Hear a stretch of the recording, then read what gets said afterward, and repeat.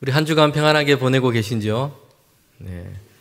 특별히 고난주간을 우리는 보내고 있습니다. 이 기간을 의미 있는 절기를 또 하나님과 깊은 기도와 또 말씀을 통하여 큰 은혜를 나누는 귀한 한 주간이 되기를 원합니다. 주님이 걸어가신 길 세 번째 길로 이 겟세마네 이르는 이 일에 대해서 하나님 말씀을 함께 듣고자 합니다. 설교 제목으로 우리 이 제목을 고난의 길, 순환의 길이 아니라 영광의 길이라고 그렇게 했습니다. 복음서를 보면 예수님께서 이 순환을 시작하기 전에, 고난이 시작되기 전에 이미 그 길을 영광의 길이라고 주님께서 말씀을 하셨습니다. 고난을 당하시고 순환을 당하시는데 그 길 자체가 주님께서는 영광의 길이라고 말씀을 하신 것입니다.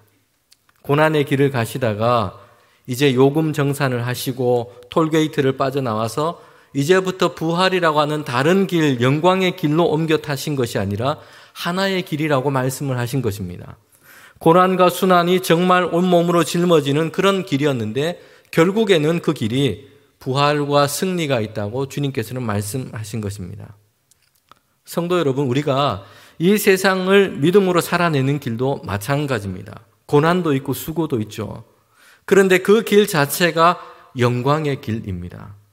왜 그러냐면 결국에는 부활과 영원한 생명의 잔치가 우리를 기다리고 있기 때문입니다.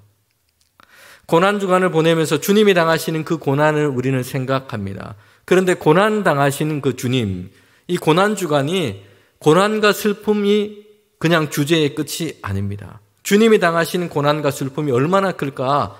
정말 감당하기 어려운 그런 고난이었습니다. 그런데 고난주간 주님께서 당하시는 그 고난을 생각하면서 하나님께서 우리에게 깨닫기를 원하시는 것은 야, 주님이 정말 큰 고난을 당했다.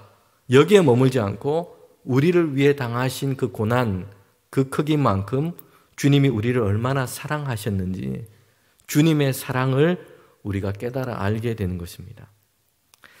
우리에게 고난주간을 통해서 하나님께서 열어주시고자 하는 것은 우리를 살리는 그 사랑의 크기입니다. 몸과 살을 찢도록 물과 피를 다 쏟도록 주님이 정말 우리를 이토록 사랑하시는구나. 이것을 다시금 깊이 깨닫고 그것을 우리의 믿음 안에서 마음속에 깊이 받아들이는 것입니다. 기독교 신앙은 고통, 고난, 슬픔에만 잠겨있는 신앙이 아니라 영광과 찬란한 소망을 보고 고난을 이겨내는 그런 신앙입니다. 여러분, 우리가 이런 믿음의 삶을 살아가는 저와 여러분이 되시기를 원합니다. 아멘. 영광의 길, 오늘 주님께서는 제자들과 함께 겟세마네 동산에 올라가셨습니다. 언제 그곳에 가셨는지 우리는 이 말씀을 통해서 한번 살펴볼 필요가 있는데요. 겟세마네 동산에 올라가시기 전 그리고 올라가신 이후 예수님께 일어난 일을 한번 보면 됩니다. 예수님께서는 겟세마네 동산에 올라가시기 이전에 뭘 하셨냐면 우리 마태복음 읽은 이 말씀 앞에 보면 최후의 만찬을 하셨고 유다의 배신 베드로의 부인에 대해서 이렇게 말씀을 다 나눴습니다. 그리고 겟세마네 동산 그 뒤에 사건에 보면 주님께서는 이제 잡히실 때가 되었다 말씀하셨어요. 그래서 대제사장과 그들의 종, 그들이 이끄는 사람들이 와서 예수님을 이제 결박해서 붙잡아 가게 된 것입니다. 이 중간에 겟세마네라고 하는 곳, 예수님께서 거기 머물렀던 것입니다. 이제 결박되어서 정말 고난과 이 수치를 당하시는 일이 임박하게 온 것입니다. 고난과 죽음의 십자가를 지는 일이 눈앞에 다가왔습니다. 이때 주님께서는 겟세마네라고 하는 곳에 제자들과 함께 올라가셨습니다. 새벽에 요한복음 말씀을 읽고 있는데 요한복음에는 예수님의 이런 신성을 대단히 강조해서 말씀을 나타내는 복음입니다.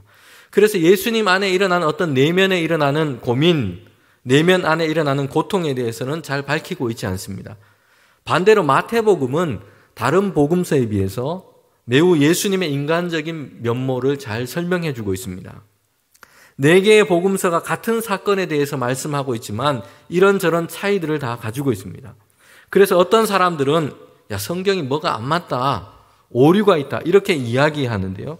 성도 여러분, 그러나 성령의 감동으로 된 이 성경 말씀은 이런 차이를 통해서 오히려 하나님께서 우리에게 주시는 말씀을 더 풍성하게 깨닫고 경험하게 만드는 것입니다. 마태복음은 우리에게 예수님의 이런 내적인 고민, 그 마음을 보여주고 있습니다. 예수님께서 지금 막 고난을 앞두고 있는데 그때 예수님께서는 이제 겟세마네라고 하는 곳에 제자들과 함께 올라가셨습니다. 이때 예수님의 심정이 어떠했다고 말씀을 하냐면요. 37절에 보면 이렇게 말씀합니다. 고민하고 슬퍼하사. 37절에 보면 이렇게 말씀하고 있죠. 세베대의 두 아들 데리고 가실새 고민하고 슬퍼하사.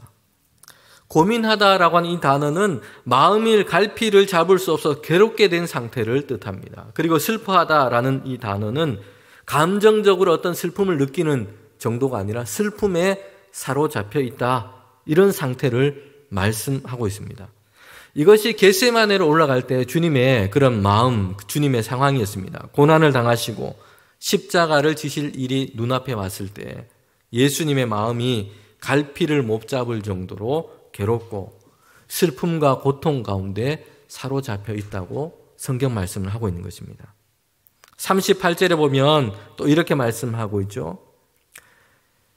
예수님께서 이에 말씀하시되 내 마음이 매우 고민하여 죽게 되었으니, 심히 고민이 되어서 정말 죽게 되었다고 주님께서 스스로 이렇게 주님의 심정을 얘기하고 계십니다.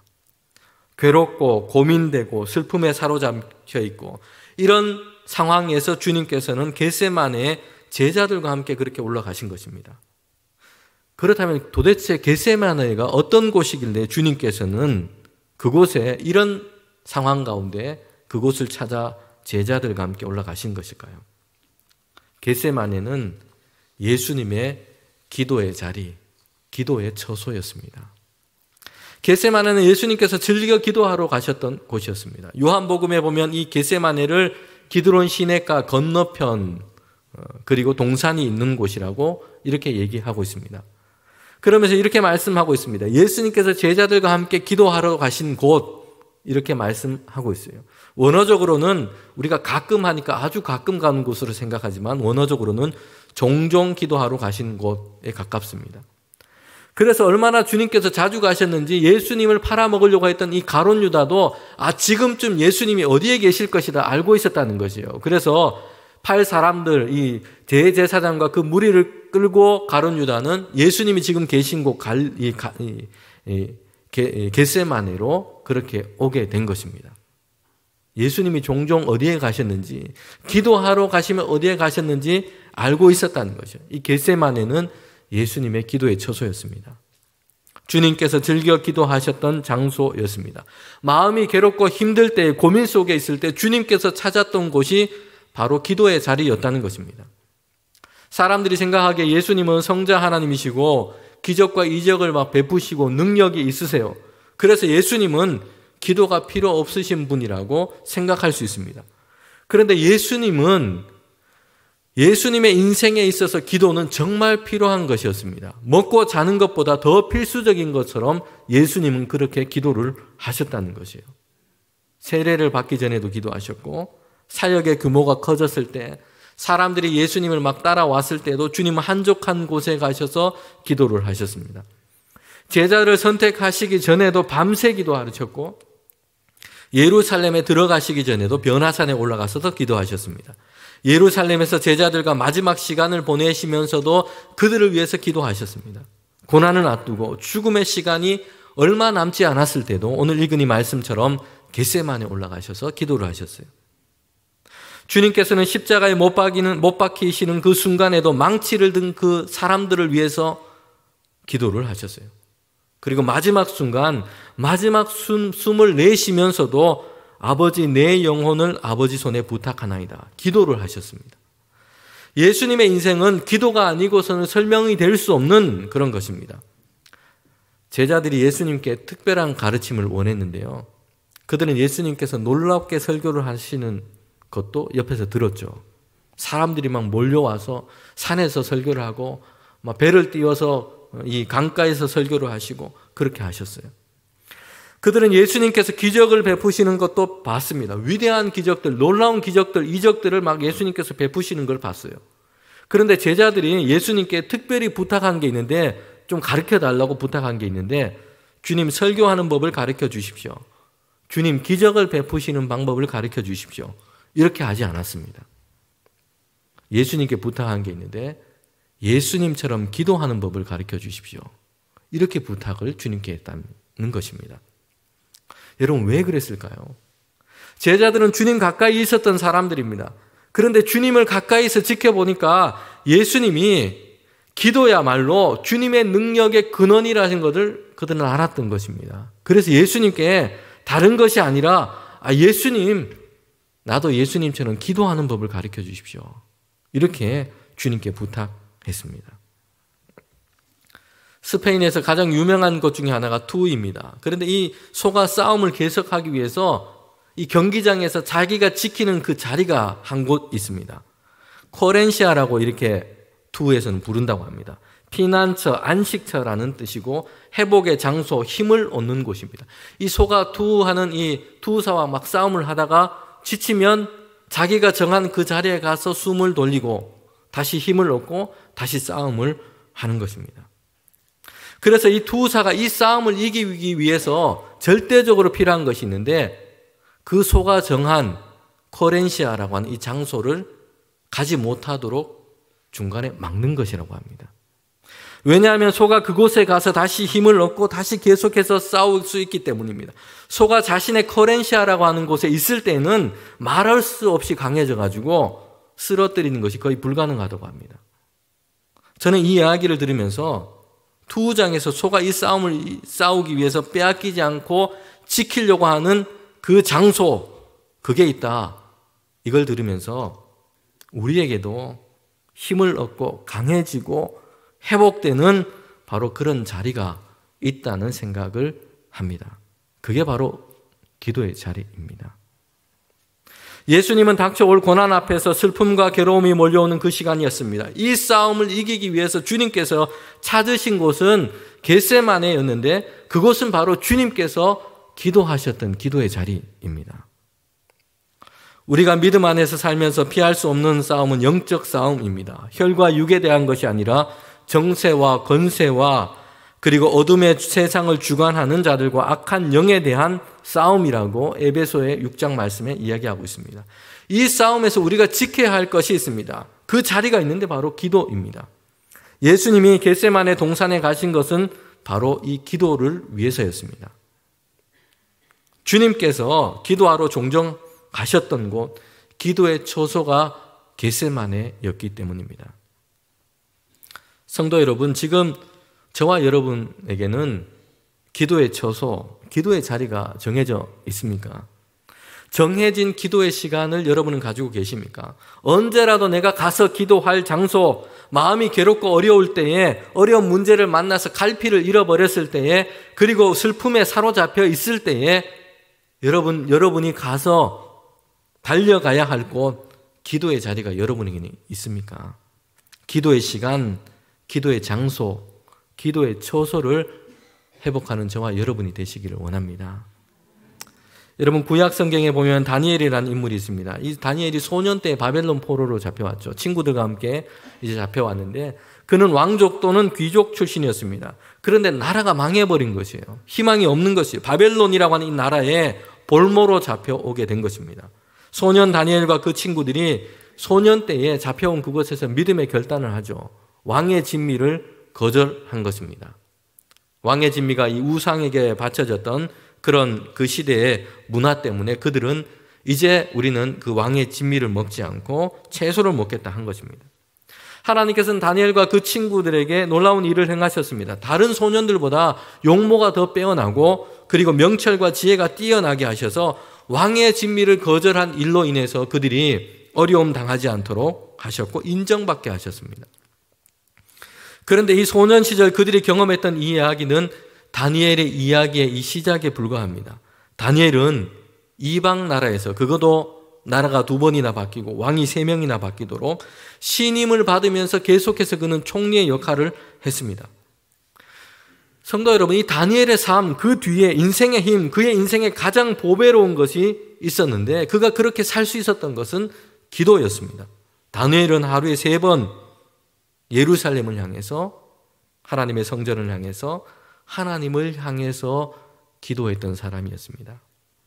그에게 그 기도 시간, 그의 기도의 자리가 그에게는 있었다는 것입니다.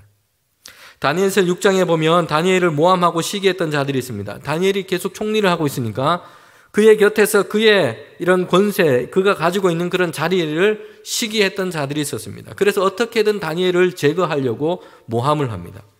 그래서 그들이 왕에게 가서 조서를 받아냈는데요. 30일 동안 왕 외에 다른 누구에게, 다른 신에게 기도하는 자, 그 사람은 누구라도 사자굴에 던져 넣으라는 그런 조서였습니다. 이것 외에는 다니엘을 다른 방법으로 어떻게 할 수 있는 것이 없었기 때문이었습니다. 뇌물을 받았다든지 부정부패에 연루되어 있다든지 이런 것이 있었다면 그들은 그 방법을 선택했을 것입니다. 그걸로 이 다니엘을 고발했을 것입니다.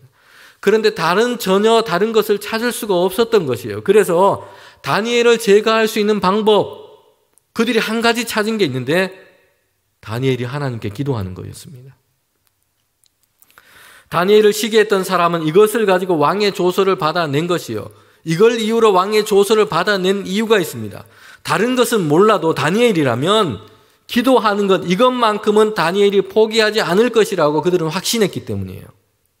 그래서 왕에게 조서를 받아낸 것이에요. 다니엘은 기도하는 시간 이것만큼은 중단하지 않고 어떤 일이 있어도 포기하지 않고 지킬 것이라고 시기했던 그들이 그것을 확신했기 때문에 이걸 가지고 다니엘을 쓰러뜨리려고 한 것입니다. 성경이 보여주는 것처럼 다니엘은 이방 땅, 포로된 땅에서 살았는데 고난과 시련도 많았겠죠. 그를 모함하고 시기하는 사람들에 둘러싸여 있을 때도 얼마나 많았겠습니까?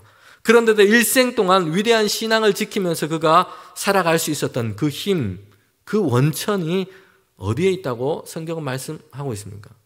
기도의 자리를 지킨 것입니다. 자신의 생명이 거기에 있다고 보고 그가 그 기도의 자리를 지키며 살아온 것입니다. 다니엘은 그 기도의 자리에서 힘을 얻고 소망을 얻으면서 살았던 것입니다. 성도 여러분, 오늘 그 기도의 자리, 여러분 자신의 기도의 자리를 꼭 지켜나가는 은혜가 있기를 원합니다.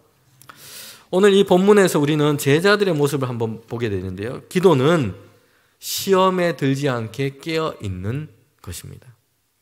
이 본문에서 제자들의 모습을 한번 봅시다. 겟세마네 기도하러 가실 때 예수님께서는 가룟 유다는 이제 예수님을 팔려고 떠나갔으니까 남은 11명의 제자를 다 데리고 이 겟세마네에 가신 게 아니고 37절에 보면 베드로와 세베대의 두 아들을 데리고 가셨습니다. 특별히 이 제자들 중에 이 3명을 선택해서 예수님께서는 괴롭고 고민고 슬픔 가운데 있을 때 기도하러 가실 때 이 3사람을 선택해서 그렇게 가셨다는 것이요.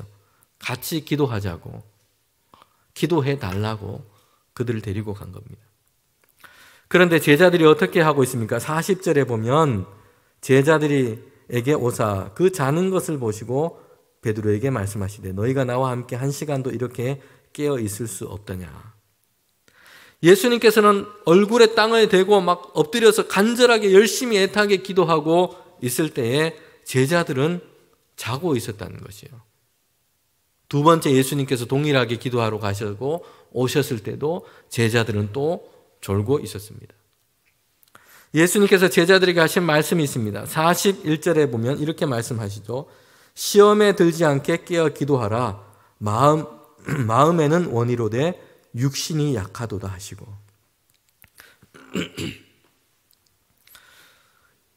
우리는 이 말씀, 예수님의 말씀에서 뒤에 것을 너무 잘 기억하는 것 같아요. 마음에는 원이로되 육신이 약하도다. 그런데 주님께서 이게 얘기하신 거는 앞에 걸 꼭 기억하라고 말씀하신 것입니다. 시험에 들지 않게 깨어 기도해라. 기도하지 않으면 영적으로 잠들어 있다는 것입니다. 시험에 들게 되어 있다고 말씀하고 있습니다. 고속도로 운전을 하다 보면 이게 가장 많이 만나는 경고 문구가 있는데요. 그것은 졸음 운전에 대한 것입니다. 제가 한번 찾아봤습니다. 예전에 본 것 기억나는 것도 있고 해서 찾아봤는데 졸음의 운전에 대한 문구들이 이런 게 있습니다. 천하장사도 당신의 눈꺼풀을 들 수 없습니다. 졸음 운전 목숨을 건 도박입니다. 졸면 뭐하노 사고 날 낀데 차라리 쉬다 가지. 한 번의 졸음 운전 평생 후에 평생 고통, 깜빡 졸음 번쩍 저승, 졸음 운전하다가 시급합니다. 각 지역에 막 사투리도 놓고 막 이렇게 해서 경고 문구를 이렇게 많이 막 고속도로에 보면 아마 과속이랑 졸음 운전이 가장 많은 것 같아요. 왜 이렇게 경고를 하냐? 졸음 운전은 큰 사고가 나고 말기 때문입니다. 졸음 운전을 하다 보면. 그런데 오늘 이 말씀에 보면, 예수님께서 하신 이 말씀에 보면, 기도하지 않는 것은 믿음 생활에 있어서 졸음 운전이라는 겁니다. 깨어 있어서 기도해라. 시험에 들지 않게 깨어 기도해라 라고 말씀하고 있습니다. 기도하지 않는 것은 믿음 생활에 있어서 졸음 운전입니다. 그래서 졸음 운전 경고 이 문구에다가 제가 한번 넣어 보겠습니다. 기도 안 하다가 시급합니다. 기도 안 하면 사고 날 낀데 깨어서 기도해야지.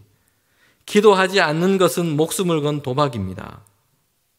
마지막 거를 꼭 기억하면 좋겠습니다. 기도 깜빡 번쩍 시험. 여러분, 예수님께서 말씀을 하셨어요. 시험에 들지 않게 깨어 기도해라. 기도하지 않는 것은 믿음 생활에서 졸음 운전이라는 것입니다. 시험에 들지 않고 넘어지지 않기 위해서는 기도해야 된다고 주님께서 말씀을 하고 있습니다. 그렇다면 예수님께서 어떻게 기도하셨을까? 겟세마네에서 우리가 한번 보면 예수님의 기도는 힘쓰고 애쓰고 간절한 기도였습니다. 지금 예수님의 마음이 괴롭고 힘들고 무겁고 슬픈 가운데 있습니다. 눈앞에 고난이 있습니다. 그래서 기도하러 가신 거예요. 주님께서 기도하신 것을 보면 마태복음 26장 39절을 보면 이렇게 기도하셨어요. 얼굴을 땅에 대시고 엎드려 기도하시고, 같은 본문인 누가복음 22장 44절에 보면 예수께서 힘쓰고 애써 더 간절히 기도하시니 땀이 땅에 떨어지는 핏방울이 같이 되었더라. 여러분, 예수님께서 기도하시는 모습이에요. 얼굴을 땅에 대고 땅에 묻고 힘쓰고 애쓰며 간절하게 기도하셨다는 것이죠. 필사적으로 주님께서는 기도하셨습니다. 예수님께서 이렇게 기도하신 것은 고난의 잔 때문이었습니다. 이 잔을 내게서 지나가게 해 주십시오. 할 수만 있으면 이 잔을 내게 좀 옮겨 주십시오. 주님께서 이렇게 고난의 십자가가 앞에 두고 주님께서는 그렇게 기도하신 것이요. 예수님께서는 당연히 어려움 없이 질 수 있는 그런 십자가가 주님께는 아니었다는 것이요. 주님조차도 땀을 흘리며 이게 피가 될 정도로, 그렇게 기도할 정도로 십자가는 무거운 것이었습니다. 그 참혹한 십자가를 예수님께서 저와 여러분을 위해서 지신 것입니다. 기도는 조용히 명상하고 성찰하는 것이 아니라는 것을 보게 됩니다. 말을 쏟아내든 그렇지 않든 그것은 중요하지 않습니다. 중요한 것은 우리의 마음을 토해내고 우리의 마음을 쏟아내는 것입니다. 온 힘을 다해 간절하게 기도하는 것이에요. 기도의 생명은 통성이냐 침묵이냐, 말을 얼마나 많이 하느냐 잘하느냐 이런 것도 아니고요. 기도는 얼마나 길게 하느냐 적게 하느냐도 아닙니다. 거기에 온 마음을 거는 그런 기도이어야 합니다. 이것이 기도의 생명입니다. 마음을 완전히 거기다 거는 것입니다. 그것이 살아있는 기도입니다. 하나님께 전적으로 모든 것을 다 거는 기도입니다. 유일한 소망이 하나님께 있고 기도만이 하나님의 도우심과 은혜를 입을 수 있는 길이라고 믿고 기도하는 것이에요. 우리의 마음을 거기다 거는 것입니다. 이것이 기도의 생명입니다. 기도에 응답받은 한 여인의 이야기가 있는데요. 당시는 2차 세계대전 직후였습니다. 그래서 이 남자들은 전쟁터에 나가서 많이 전사를 하고 전쟁 고아와 미망인들이 많았던 그런 때였습니다. 한 여인이 있었어요. 이 여인도 전쟁통에 남편을 잃어버렸습니다. 혼자서 이제 아이를 키우게 된 것이죠. 허름한 옷을 입고 이제 식료품 가게에 들어가게 됐습니다. 성탄절 무렵이었는데 아이들과 함께 이제 먹을 만큼의 식품을 좀 얻을 수 없냐, 이런 마음으로 그 상점에 들어가게 된 것이에요. 주인이 이 여인을 보니까 이게 물건을 사겠다는 것이 아니라 좀 얻어가겠다는 그런 느낌이 들었어요. 그래서 돈이 얼마나 있느냐고 물어봤습니다. 그래서 이 여인이 남편은 전쟁통에 잃었고 지금은 돈이 없는데 대신에 중보 기도를 해주겠다고 얘기를 했습니다. 이 주인은 착하고 아주 신실한 신앙을 가지고 있는 이런 사람이 아니었어요.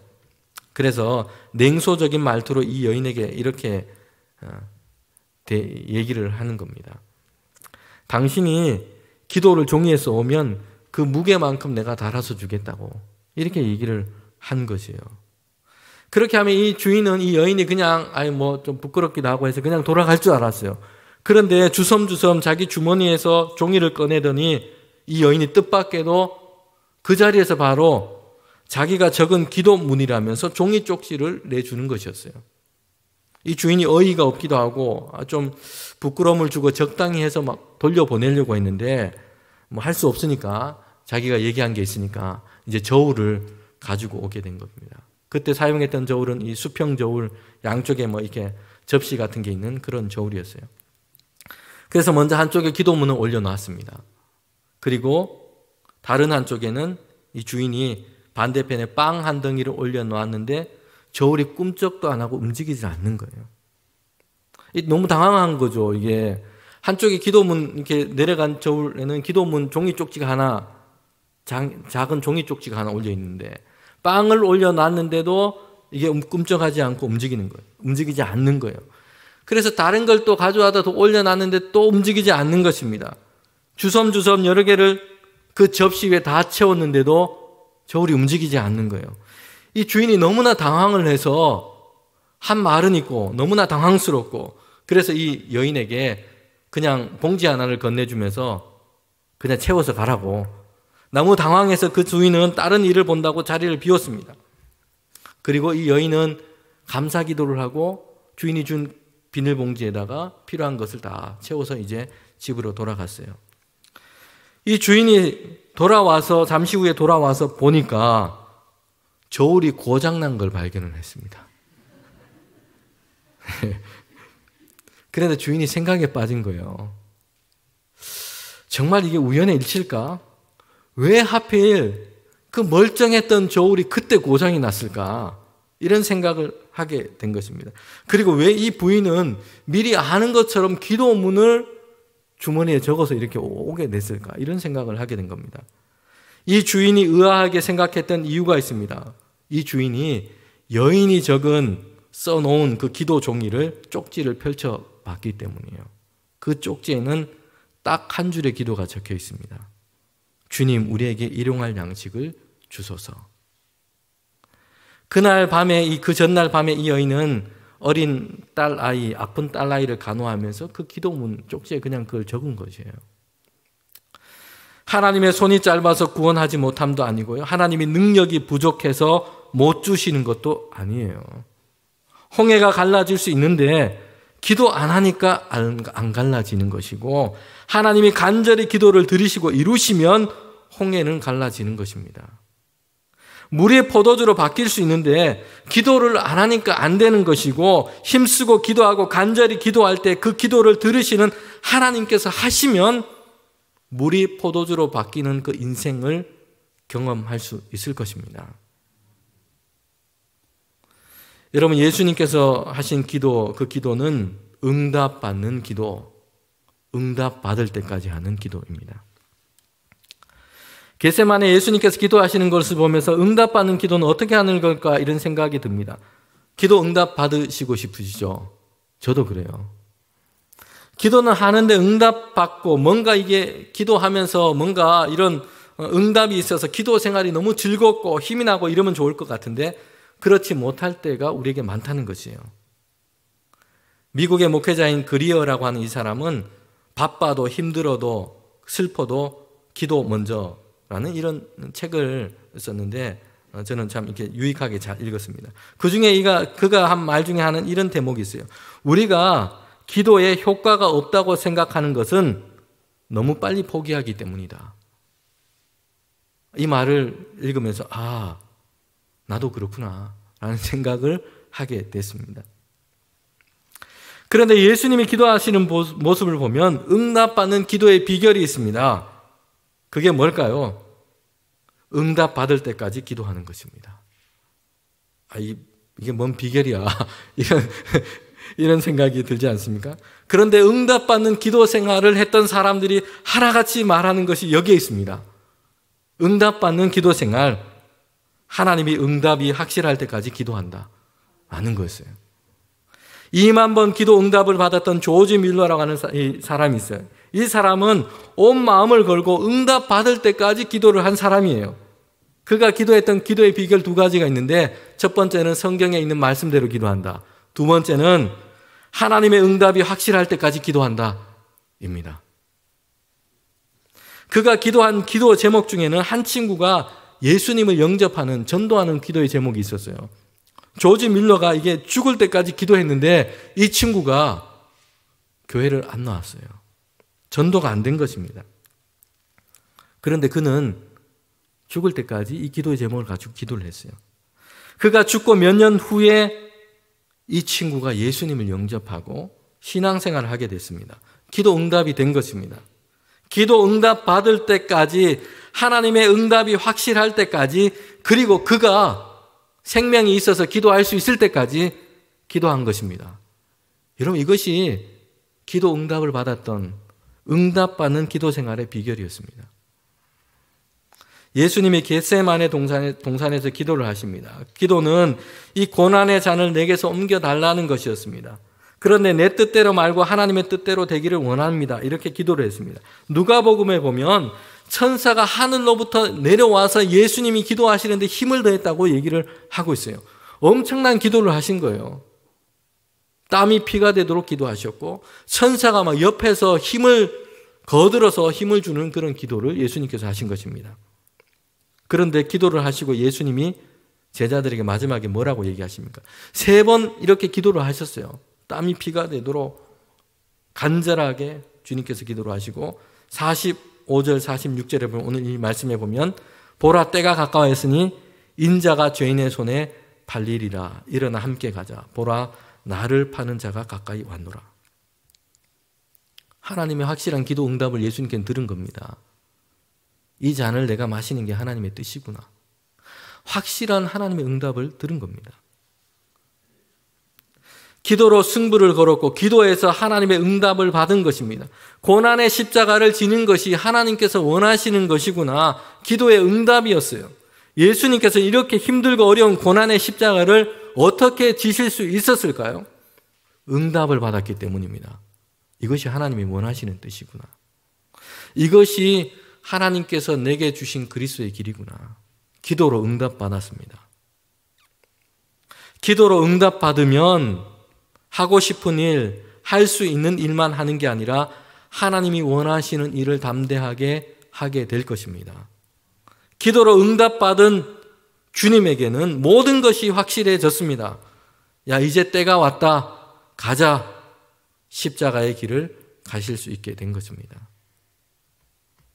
예수님은 십자가의 고난 앞에서 고민하여 죽게 되었을 때 어디로 가셨습니까? 기도의 자리로 가셨습니다. 다른 사람, 다른 방법 찾지 않으셨어요. 기도로 승부를 거는 것입니다. 하나님과 이 문제를 푸는 것입니다. 기도의 자리가 회복되고 마음을 거는 기도를 하고 응답받는 기도를 하고 응답받을 때까지 기도하고, 여러분, 그래서 믿음의 길, 영광의 길을 걸어가는 저와 여러분이 되시기를 축복합니다. 아멘.